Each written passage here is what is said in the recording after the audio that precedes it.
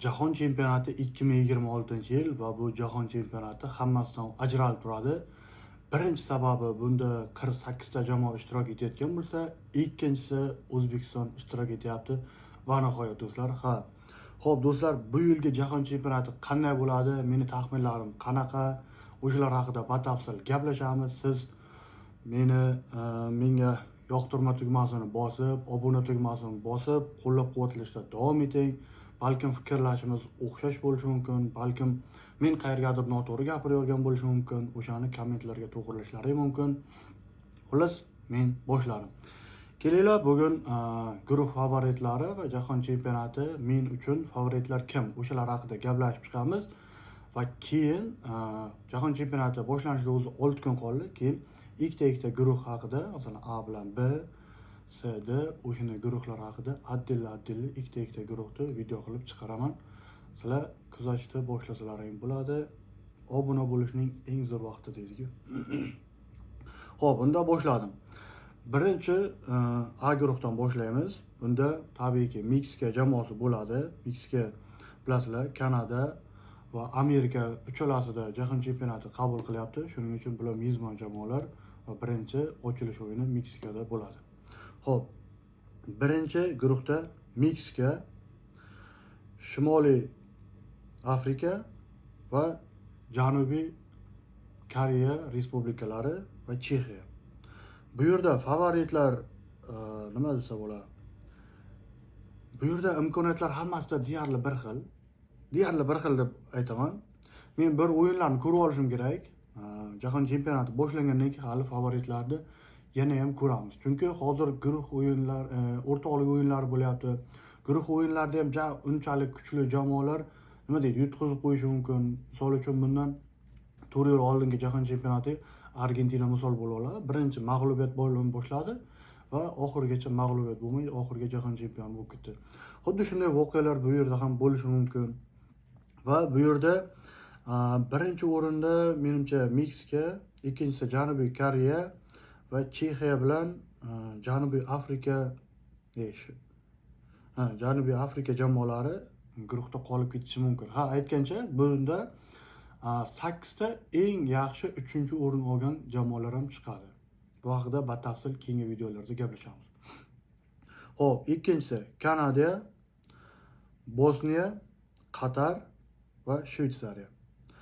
Bu yerda ham Kanada birinchi o'rin, chunki mezbon jamoalarda bir podishka bo'ladi, o'ylayapman, yana ham bilmam. Xo'p, bu yerda Kanada bilan Shveysariya chiqadi o'ylayapman va Qatar bilan Bosniya bular ikkalasi 3-o'rin uchun kurash quradi va 8 taligi o'rniga kirsa kerak. Eng yaxshi 8 ta 3-o'rin olgan jamoalar orasida bo'lishi mumkin. Xo'p, C guruhida Braziliya, Marokash, Haiti, Shotlandiya. Xo'p, bu yerda favorit aniq, menimcha hamma uchun Braziliya bo'lishi mumkin va nima deydi, surpriz ham bo'lishi mumkin. Chunki Braziliya bir zo'r o'ynayapti, bir yaxshi o'ynamayapti. Lekin o'rtoqlik o'yinida faqatgina Braziliya ajoyib o'ynayapti. Kecha Portugaliya yutqazib qo'ydi, Ispaniya yutqazib qo'ydi, Fransiya yutqazdi, Ispaniya durang o'ynadi. Portugaliya bugun o'ynaydi. Xullas, nima deydi, yomon ketmayapti. Xo'p, bu yerda Braziliya favorit deb bilaman. Marokash 2-o'rinni oladi deb chiqaman va 3-o'rinda Shotlandiyada ham APLda o'ynaydigan jamoalar ko'p. Buni nima deydi, geografiyani yaxshi tushunganlar uchun Buyuk Britaniya bo'ladi-ku, Birlashgan Qirollik. O'shanicha uni Angliya Premier Liga, u Angliya addinliroq. Birlashgan Qirolliklarga ko'proq davlatlar kiradi. Mana shu Birlashgan Qirolliklarga Shotlandiya kiradi. O'shanda Angliya Premier Ligasida bularning o'yinchilari ko'p. Angliya bilasizlar, Premier Liga 1-o'rinda turadi, hattoki 2-ligasi ham u Championshipda, o'sha Championship ham 7-o'ringa turayotgan tomosha bo'yicha. Men tasavvur qiling, Championshipda ham o'yinchilari ko'p. Menimcha eng yaxshi 3-o'rin olgan 8 ta jamoadan bittasiga Shotlandiya bo'ladi va Haiti bu yerda hammaga 3 ochko sovg'a qilishi mumkin deb o'ylayapman. Xo'p, D guruhida Paragvay, AQSh, Avstraliya, Turkiya. Bu yerda deyarli hammasini kuchlari tengdek ko'rinyapti va Menimcha bu guruhda Turkiya favorit bo'ladi va AQSh ikkinchi o'rinni olib chiqadi. Mana bu Paragvay bilan Avstraliyada 2 ochkodan bo'ladi. Yana ham ko'rishimiz mumkin. Xo'p, E guruhi va nima deydi? Chempionat favoritlaridan biri Germaniya, Kurakao, Cote d'Ivoire va Ekvador. Bu yerda tabiiyki Germaniyaga so'zsiz birinchilikda beraman E guruhidan. Va eng qizig'i men bu yerda Cote d'Ivoire'ni tanlayman ikkinchi o'ringa. Endi taxminim.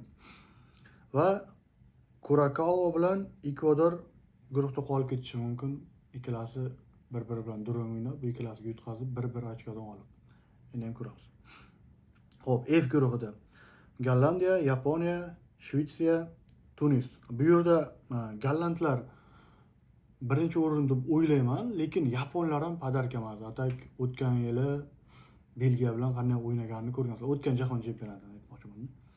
Juda ajoyib jamoa Yaponiya va Shvetsiya ham zo'r jamoa. Eng qizig'i bu yerda hujumchilari kuchli, jamoasi ham kuchli. Menimcha bu yerda Gollandiya bilan Shvetsiya ikkinchi o'rin, birinchi o'rin ikkalasida va Yaponiya, Tunislar Yaponiya 3, Tunis 4 ta oladi va oxirida 8 talik jamoada Yaponiya 8 ta eng yaxshi 3-chi o'rin olgan jamoada Yaponiya ham bo'lishi mumkin. Xo'p, do'stlar, G guruhiga keldik. Belgiya, Misr, Eron, Yangi Zelandiya. Bu yerda mana bu Eron charchatadi, har bir o'yinni qiynaydi.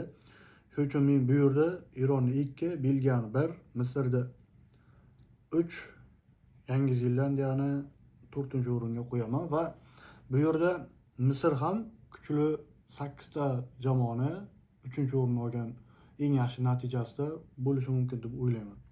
Va bu yerdan ham 3 ta jamoa chiqadi deb o'ylayman. Xo'p, H guruhiga Ispaniya, Cabo Verde, Saudiya Arabistoni, Urugvay. Mana bu Saudiya Arabistoni o'tgan yil shov-shuv qildi. Menimcha bu safar bunday shov-shuvlar bo'lmaydi, bir bo'lib qoldi. Xo'p, Ispaniya birinchi o'rinni oladi, so'zsiz. Ispaniya favoritlar qatorida 20-17% ko'rsatyapti-da uni hamma. Hattoki jahon chempionatini oladi, 100% ham deyaryapti-da. Haqiqatan kuchli va ajoyib jamoa shakllangan. Hamma havas qiladi. Eng qizig'i Real Madriddan Ispaniyaga o'yinchi yo'q. Shunaqa gaplar do'stlar. Va bu yerda Ispaniya birinchi o'rinni oladi, Urugvay 2, Saudiya Arabistoni ham kuchli 8 ta jamoalar orasida 3-o'rinni mavjud chiqib qolishi mumkin. Va E guruhiga keldik. Fransiya, Senegal, Iroq, Norvegiya. Mana bu jamoa vobshim ajoyib. Senegalni ko'rdik biz Afrika Kubogida va yutdi ham, Marokoshni yutdi. Marokoshga keyin yana qaytarib berildi kubok. Shunaqa mashmashalar bo'lib ketdi. Menimcha Senegal isbotlash uchun ham o'ynaydi. Bu yerda sal o'lim guruhi rivojlangan desak ham bo'ladi. Mana shu Iroq sal nima deydi? E'tibor pastroq bo'ladi va e'tibor pastroq, bosim pastroq bo'lgani sababli Iroq yaxshi o'ynab yuborishi mumkin. Tushunasizlar?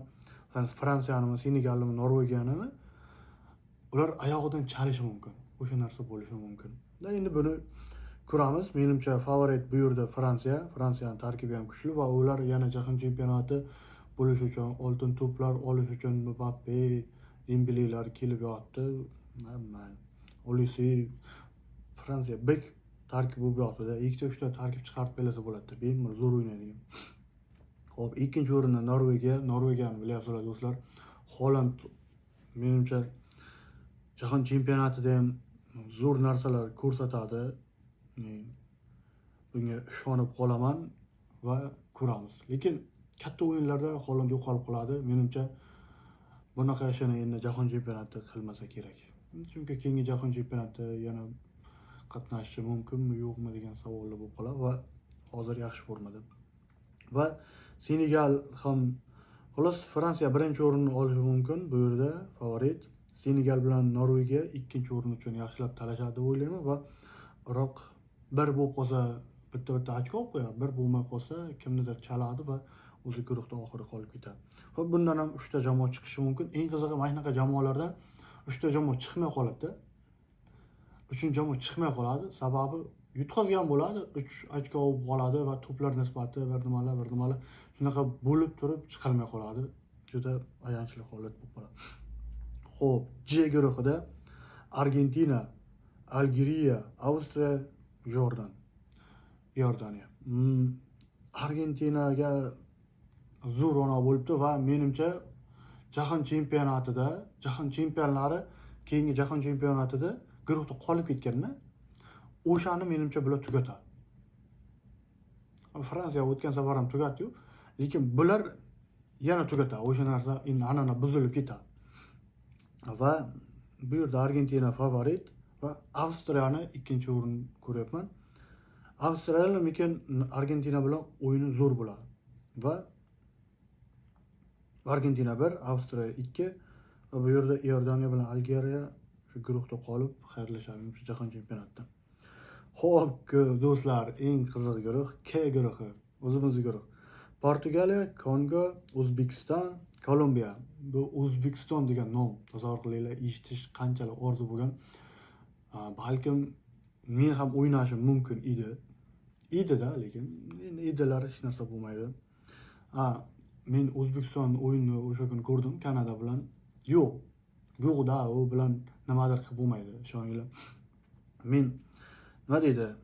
Kimga muxlislik qilasizlar desa, masalan, shu yerda men birinchi o'rinni Portugaliyaga, Ronaldoga muxlislik qilaman, ikkinchi o'rinni O'zbekiston va O'zbekiston bilasizlar do'stlar. Keyin agar Portugaliya bilan O'zbekiston o'ynasa, Ronaldoga olursa xursand bo'laman, O'zbekistonga olursa xursand bo'laman. Shunaqa bo'ladi do'stlar, chunki o'zlaring bilib o'tiribsizlar bizlar nimalarga qodirligimizni. Guruhdan mabodo chiqib qolsak ham eng yaxshi 3-o'rin olib qolib ham bo'lmaydi. Menimcha mana Kongolar, afrikaliklar, ular qora tanlilar, bilasizlar, ular baquvvat bo'ladi, bizlar uni kuchi yetmay qolamiz deb o'ylayman-da. Yelka bo'lsa uchib ketadi o'ylayman. Bilmayman-da. Mazza qilmadim xolos o'yinni ko'rib turib. Endi Gollanda bilan o'yinni ham ko'raylikchi. Balkim haqiqiy o'yinga boshqacha bo'lar. Menimcha bilmadim. Xo'p, Portugaliya birinchi o'rin so'zsiz deb aytaman. Portugaliyani favorit deb bilaman va Portugaliyaga muxlislik qilaman oxirgacha. Xo'p, 2 Kolumbiya, 3 O'zbekiston, 4 Kongo. Shunaqa deb o'ylayapman va bizga qandaydir surpriz bo'lib qolib, biza 8 ta jamoadan eng yaxshi 3-o'rinni olib chiqib play-offga. Ya'ni qaysidir jamoani yutib qo'yishimiz ham mumkin deb o'ylab ham qolaman, lekin men yo'qda tarkibga. Men bo'lmasam qanday qiladi? Golni kim uradi? Gol urayotgan yo'q-ku. Shunday gapda. Va eng oxirgi guruhimiz L guruhi. Angliya, Xorvatiya, Gana, Panama. Mana bu ham ajoyib guruh do'stlar. Angliya ham mana shu jahon chempionati favoritlaridan biri. Har doim shunaqa bo'lib kelgan, lekin Angliya hali jahon chempioni bo'lmagan ekan. Bu yerda Angliya 1, Xorvatiya 2, Gana, Panama guruhda qolib ketadi. Menimcha eng yaxshi 3-o'rinni ham olmasligi mumkin. Xolos do'stlar, mening taxminlarim shulardan iborat edi.